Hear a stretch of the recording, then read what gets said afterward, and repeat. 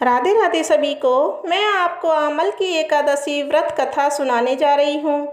आमल की एकादशी व्रत कथा दो प्रकार की कथाएं सुनी जाती हैं। दोनों व्रत कथाएं मैं आपको बता रही हूँ। तो सबसे पहले सुनते हैं व्रत कथा नंबर 1। पौराणिक मान्यताओं के अनुसार माना जाता है कि ब्रह्मा जी की उत्पत्ति विष्णु जी की नाभि से हुई। एक बार ब्रह्मा जी ने परम ब्रह्म की तपस्या कर कर स्वयं को जानने का प्रयास किया।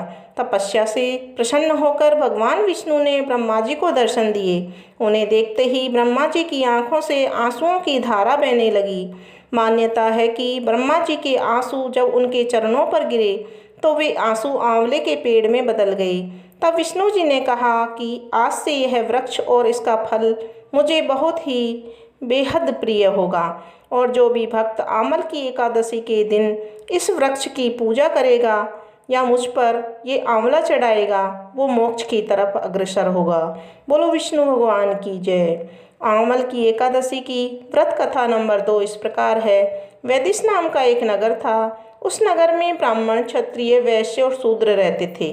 वहाँ रहने वाले सभी नगरवासी विष्णु भक्त थे और वहाँ कोई भी नास्तिक नहीं था। उसके राजा का नाम था चैत्रथ। राजा चैत्रथ विद्वान थे और बहुत ही धार्मिक थे। सबसे खास बात थी कि उस नगर में कोई भी व्यक्ति दरिद्र नहीं था। नगर में रहने वाला हर शख्स एकादशी का व्रत करता था। एक बार फागुन महीने में आमल की एकादशी आई। सभी नगरवासी और राजा ने यह व्रत किया और मंदिर जाकर आंवले की पूजा की और वहीं पर रात्रि जागरण किया। तभी रात के समय वहाँ एक बहेलिया आया। बहेलिया घोर पापी था, लेकिन उसे भूख और प्यास लगी थी, इसलिए मंदिर के कोने में बैठकर जागरण को देखने लगा और विष्णु भगवान व एकादशी महात्म्य की कथा सुनने लगा। पूरी रात बीत गई। नगरवासियों के साथ बहेलिया भी पूरी रात जगा रहा। सुबह होने पर सभी नगरवासी अपने घर चले गए। बहेलिया भी घर जाकर भोजन किया। कुछ समय के बाद ही बहेलिया की मौत हो गई, लेकिन उसने आमल की एकादशी व्रत कथा सुनी थी और जागरण भी किया था, इसलिए वह राजा विदुरथ के घर जन्म लिया। राजा ने उसका नाम बसुरथ रखा। बड़ा होकर वह नगर का राजा बना। एक दिन वह शिकार पर निकला, लेकिन बीच में ही मार्ग भूल गया। रास्ता भूल जाने के कारण वह एक पेड़ के नीचे सो गया।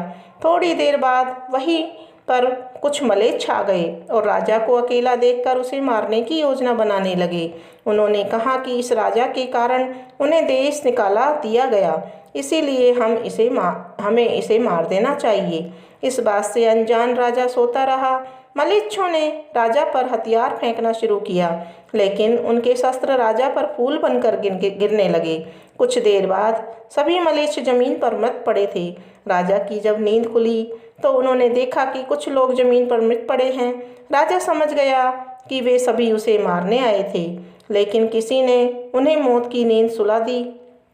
यह देखकर राजा ने कहा, जंगल में ऐसा कौन है जिसने उसकी जान बचाई है। तभी आकाशवाणी हुई, हे राजन, भगवान विष्णु ने तुम्हारी जान बचाई है। तुमने पिछले जन्म में आमल की एकादशी की व्रत की कथा सुनी थी और उसी का ही फल है कि आज तुम शत्रुओं से घिरे होने के बावजूद जीवित हो। राजा अपने नगर लौटा और सुखी पूर्वक राज करने लगा और धर्म के कार्य करने लगा। महर्षि वशिष्ठ कहते हैं, हे राजन, यह आमल की एकादशी के व्रत का प्रभाव था। जो मनुष्य इस आमल की एकादशी का व्रत करते हैं वे प्रत्येक कार्य में सफल होते हैं और विष्णु लोक को जाते हैं। बोलो विष्णु भगवान की जय।